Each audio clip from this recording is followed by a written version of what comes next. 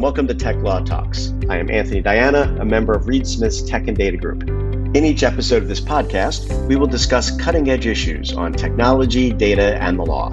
We will provide practical observations on a wide variety of technology and data topics to give you quick and actionable tips to address the issues you are dealing with every day. Hello, everyone, and welcome to today's episode of our Reed Smith Tech Law Talks podcast. In today's episode, we will discuss the UK Information Commissioner's Office ICO Enforcement Actions so far in 2022. This is a very important topic for all organizations to follow, especially for those who are growing and expanding their products and services. My name is Angela Bialowas, and I am an associate in our tech and data team here in London. I am joined by my colleague Asel, who I will let introduce herself. Hi everyone, I am Asel, a senior associate in Reed Smith Tech and Data team, also in London. And I'm excited to be joining Angela in today's podcast. Thanks for that. Okay, so let's kick this off. Asel, I know you have been looking into this a lot lately, and we have also published a blog on our Reed Smith Technology Law and Dispatch website on this topic. But what trends are we seeing so far in the enforcement actions coming from the ICO in 2022?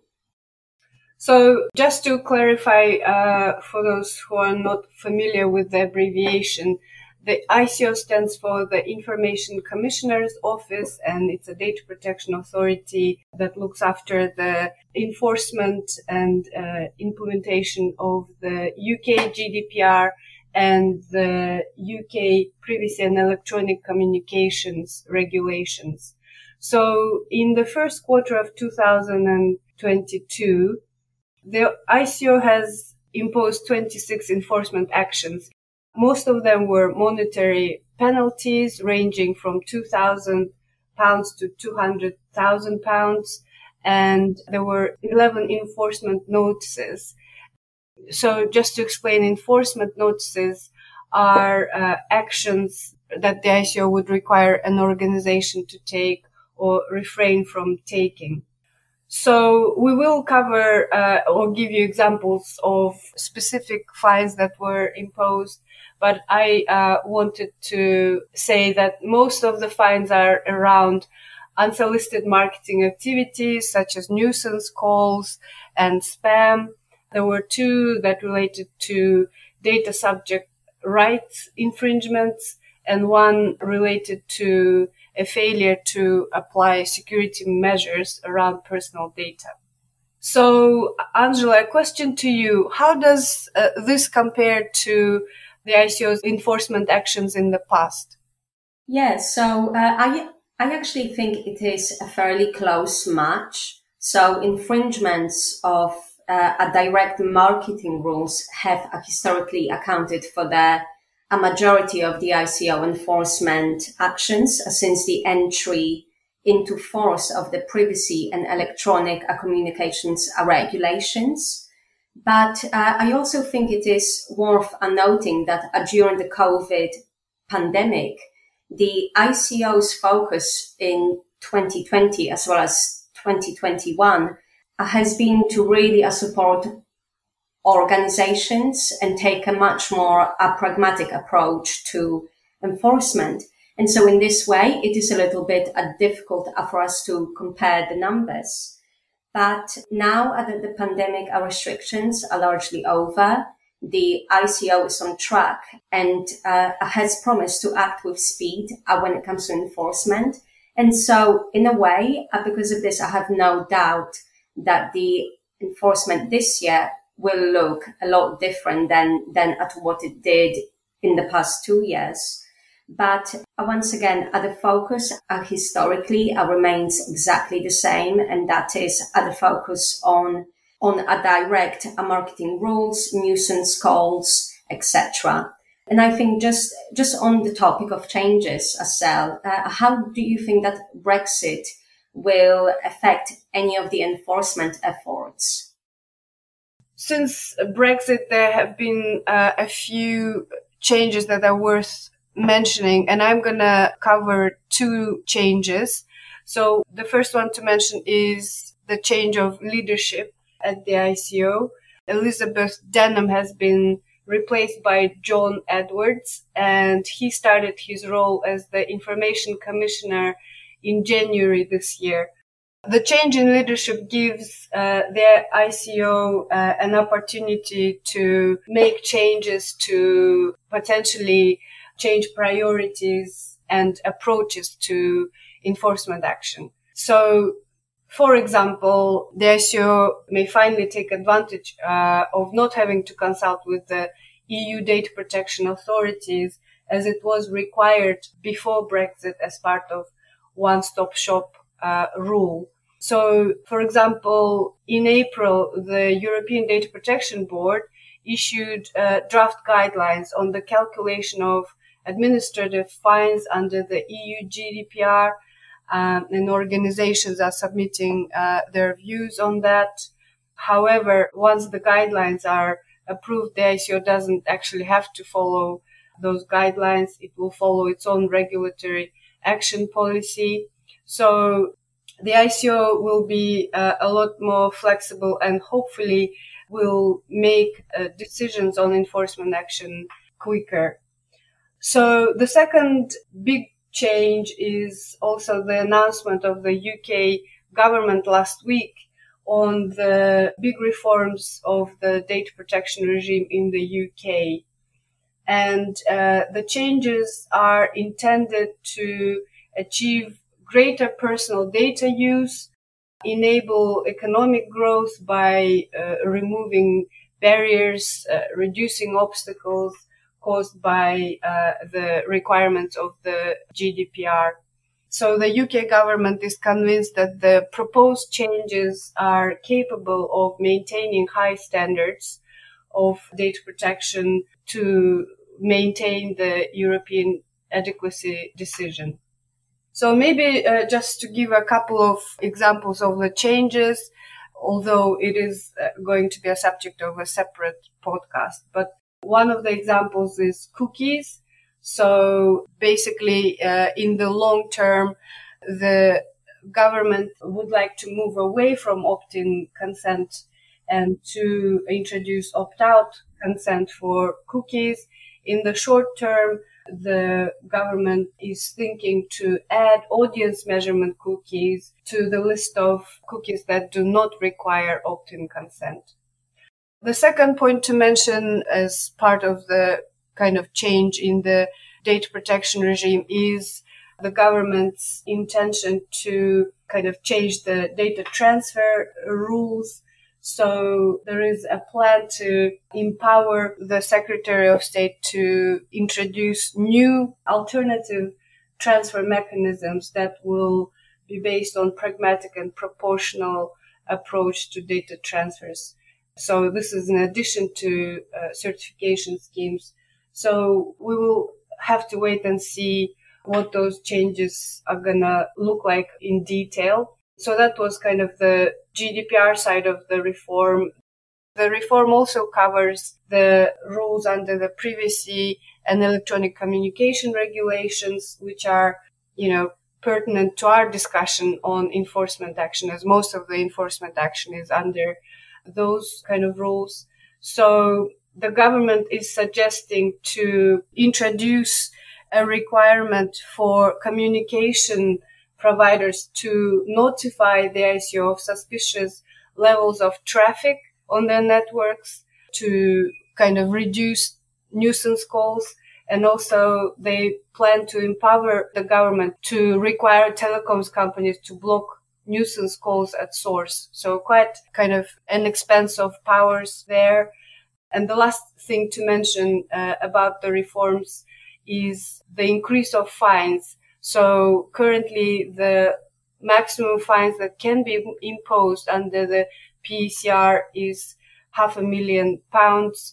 This will then increase under the new legislation to align with the UK GDPR. So enough on the reform. Angela, I have a question about the most recent fine that was imposed by the ICO at the beginning of Q2 of 2022. There was a huge fine imposed on Clearview. Can you give us a bit more detail on that? Yes, so that's right. The ICO has kicked off a second quarter of 2022 with a huge fine on a Clearview. And through that, we have seen that the ICO are very much like the other EU supervisory authorities, like the French CNIL, Italian Garante, and the Spanish AEPD, are not afraid to issue big fines. So also, we only have to think back to Marriott and British Airways for that. But a Clearview was fined a 7.6 million. And they were fined for using images of individuals in the UK and elsewhere that were collected from web and social media websites. And they were collected in order to create a database which could then be used for facial recognition purposes. And it has been reported that a Clearview apparently amassed as many as 20 billion images from a website such as Facebook, Twitter, and LinkedIn. And so the ICO has found that a Clearview breached the data protection laws by failing to use their information in a way that was fair and transparent. For example, the individuals were not made aware of that use. A Clearview has also failed to have a lawful reason to collect this type of information from those individuals. They did not have any process in place to stop the data being retained indefinitely. And they also failed to meet at the highest standard for a biometric data. And, initially the ICO has proposed to fine a Clearview just over 17 million. And they also required a Clearview to stop collecting the data of people and then also delete any data that has already been collected. And typically the final GDPR related fines issued by the ICO have been reduced from the amount proposed in the notice of intent.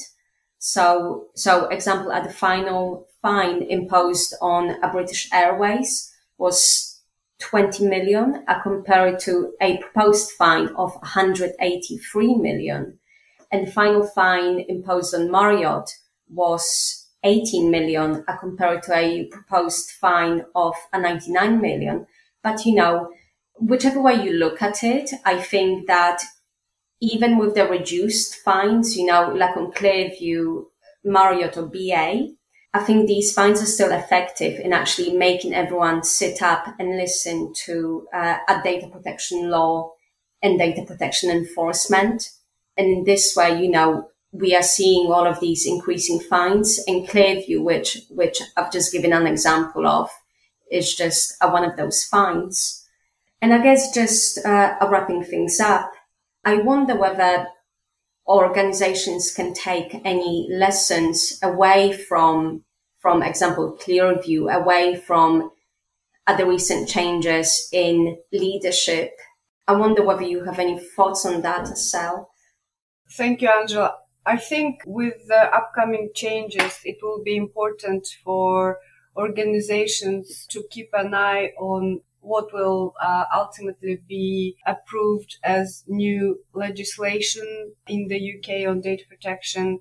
These changes are not expected immediately. Well, in any case, not this year, but I think it's important to keep tabs on that. But other than that, I think what organizations can take away from the enforcement action in Q1 is that it is important to make sure there is a lawful basis for processing data and informing individuals on how their personal data is processed.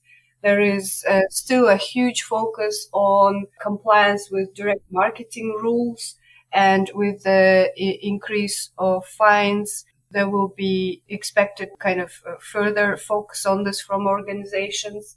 It's important for organizations to ensure there are ways for individuals to exercise their rights and, generally to stay on top of their compliance with data protection and privacy rules. So I think with this, we would like to thank you for listening. And if you have questions, to feel free to reach out to us. Thank you. Tech Law Talks is a Reed Smith production. Our producer is Ali McCardle.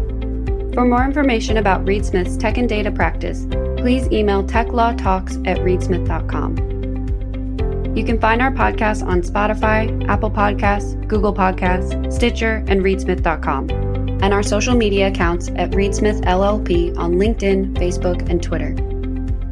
This podcast is provided for educational purposes. It does not constitute legal advice and is not intended to establish an attorney-client relationship, nor is it intended to suggest or establish standards of care applicable to particular lawyers in any given situation. Prior results do not guarantee a similar outcome.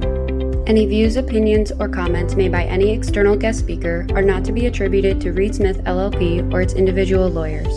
All rights reserved.